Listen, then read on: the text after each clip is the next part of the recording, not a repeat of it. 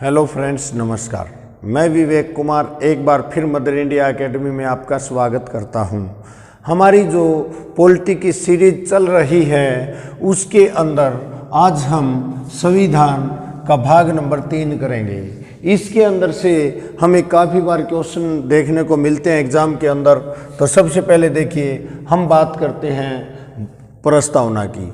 तो संविधान से पहले हमारे संविधान जब भी शुरू होता है उससे पहले क्या दे रखी है?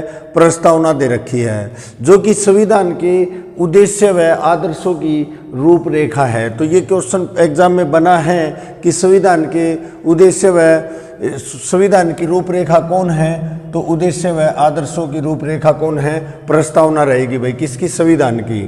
तो इसके अंदर लिखा हुआ है कि हम भारत के लोग भारत के संपूर्ण प्रभुत्व संपन्न समाजवादी पंथ निरपेक्ष लोकतंत्रात्मक गणराज्य बनाने के लिए तथा उसके समस्त नागरिकों सामाजिक, आर्थिक और राजनीतिक न्याय, विचार, अभिव्यक्ति, विश्वास, धर्म और उपासना की स्वतंत्रता,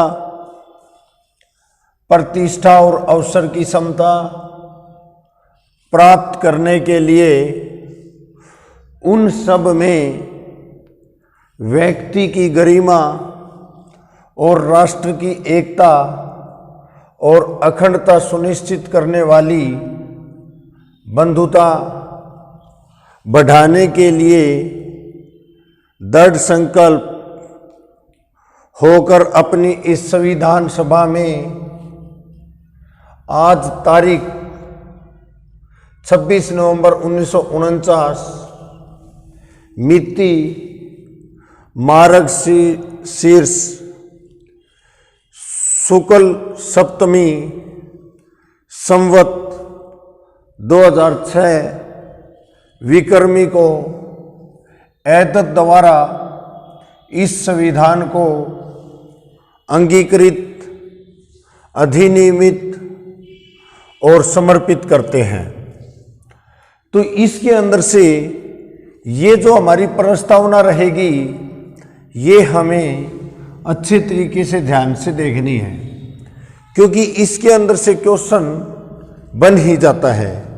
तो अब मैं बताता हूं कि 42वें संशोधन 1976, जिसको मिनी कॉन्स्टिट्यूशन भी बोला जाता है, यानी कि लघु संविधान भी कहा जाता है, उसके मुताबिक हमारी जो प्रस्तावना है उसमें पंथ निरपेक्ष और समाजवादी शब्द जोड़े गए। संविधान की जो प्रस्तावना है उसको कुंजी या आत्मा कहा जाता है, जो कि डॉक्टर भार्गव ने कहे थे। इसके बाद हम बात करते हैं कि अनुच्छेद 32 को डॉक्टर अंबेडकर ने संविधान की आत्मा कहा है। इसके सोर्स क्या रहेंगे? भारतीय संविधान विषयों के संवैधानिक प्रावधानों तथा भारतीय शासन अधिनियम 1935 का परिष्कृत रूप है। तो अब मैं बताऊंगा कि अलग अलग ये 67 कंट्रीज से हमने क्या किए हैं, हमारे संविधान को 67 कॉन्स्टिट्यूशन पढ़कर उनके अंदर से जो अच्छी बातें लगी हैं उनको हमें अपने संविधान में समाहित करने की कोशिश की है। सबसे पहले हम बात करते हैं ब्रिटेन में संसदीय शासन प्रणाली, कानून निर्माण प्रक्रिया, एकल नागरिकता, संसदीय विशेषाधिकार, मंत्रिमंडल का लोकसभा के प्रति सामूहिक उत्तरदायित्व, राष्ट्रपति का संवैधानिक प्रमुख रूप से अस्तित्व, अखिल भारतीय सेवा प्रणाली। ये कहाँ से ली गई है? ये ब्रिटेन से ली गई है। संसदीय व्यवस्था, यानी कि जो संसद आज के दिन भारत में लोकसभा और राज्यसभा के रूप में जो चल रही है, वो व्यवस्था हमने कहाँ से ली है? ब्रिटेन से ली है। इसके अलावा कानून निर्माण प्रक्रिया, जैसे हमारे यहाँ पर डिस्ट्रिक्ट कोर्ट है, फिर हाई कोर्ट है, फिर सुप्रीम कोर्ट है, और उसके अंदर भी पुनर्विलोकन जो प्रक्रिया है ये हमने कहाँ से ली है, ये हमारी ब्रिटेन से ली है।